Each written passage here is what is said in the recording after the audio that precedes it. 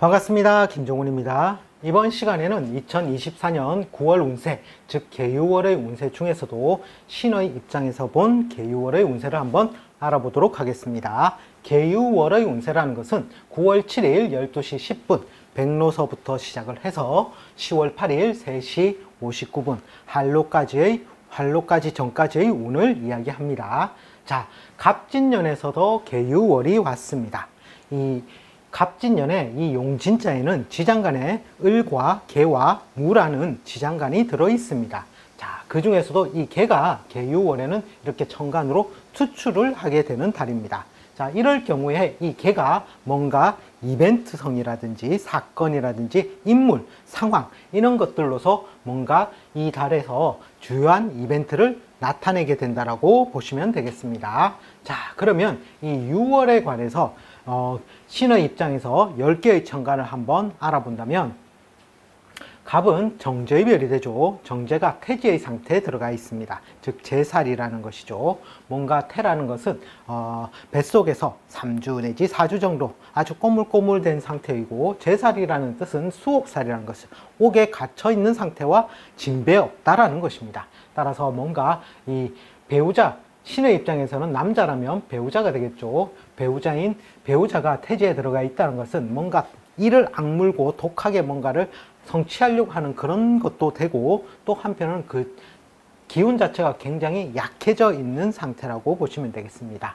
즉 편제와 정제가 이 유에서는 굉장히 기운이 약해져 있는 상태죠. 또 을은 내 신의 입장에서는 편제의 별이 됩니다. 또는 부친의 별도 되죠. 그게 절지 끊어져 있는 상태와 같다라는 것이죠. 그 기운이 완전히 끊어진 상태. 그리고 또 겁살이라는 것은 구속, 수사, 자업, 압수, 수색, 박멸, 뭔가 소란스럽거나 세무나, 그죠? 또는 법무나 이런 쪽에 관련되어져서 시끄러운 일, 이런 것들이 생겨날 수 있는 것이 바로 계유월의 편제가 되는 것입니다.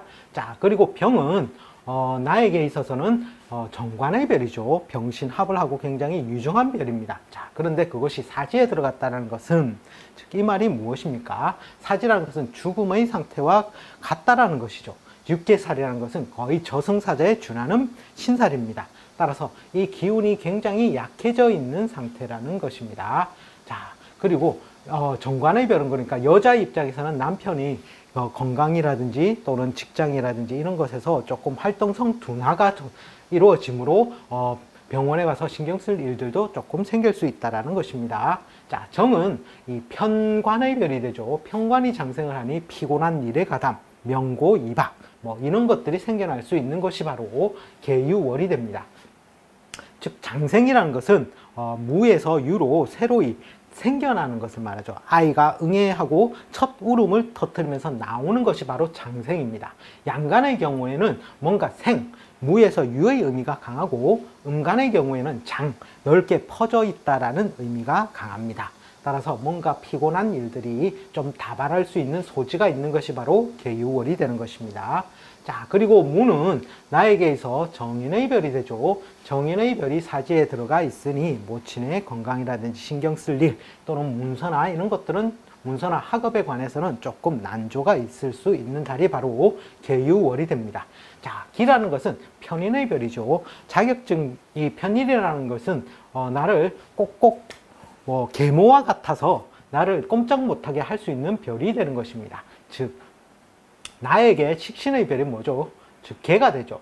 기의 입장에서 개를 보면 완전히 극할 수 있죠. 자, 그렇게 해서 식신을 꼼짝달싹 못하게 할 수 있는 별이 바로 기의 편인의 별이 되는 것입니다. 따라서 이게 장생을 하니까 뭔가 무에서 유로서 새로이 생겨나는 것이죠. 따라서 이런 경우에는 내가 뭔가 라이센스라든지 자격증인지 이공학문이라든지 이런 것들을 취득할 수 있는 용도로 실제로는 한번 생각해 보신다면 더 좋으리라고 봅니다. 자, 그리고 이 유에서는 실제로는 신의 입장에서는 비겁이 굉장히 왕성한 달이 됩니다. 따라서 재물을 파손하는 재성을 파괴하는 기운이 강하므로 재물 분탈이 강해지므로 이때는 차라리 자격증 공부하는 쪽으로 실제로는 돈을 쓰는 것이 오히려 더 나을 수가 있겠죠.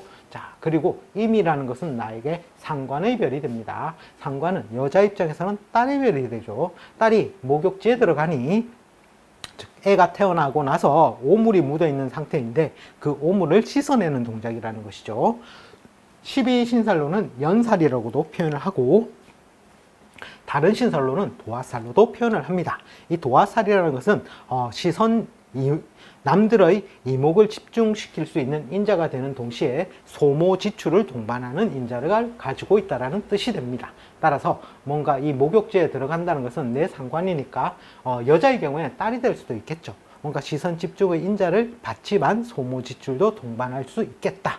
또는 내가 뭔가 인공적으로 뭔가 일을 계획하고 획책하고 뭔가 빠른 성과를 보기 위해서 하는 일의 경우에는 뭔가 소모지출의 인자를 많이 동반한다라고 보시면 되겠습니다. 자, 그리고 개라는 것은 나에게 식신의 별이 됩니다. 아들의 별도, 여자의 경우에는 아들의 별도 되죠. 또 이것이 병지에 들어가서 뭔가 병든 상태와 같다라는 것이죠. 좀 아플 수 있다, 이렇게 보시면 되고, 또는 어디로 멀리 떠나갈 수도 있다. 멀리 뭐 해외여행을 간다든지 아니면 다른 곳으로 갈 수 있는 별로도 보는 것이 바로 신의 입장에서 개의 식신의 별이 되는 것입니다.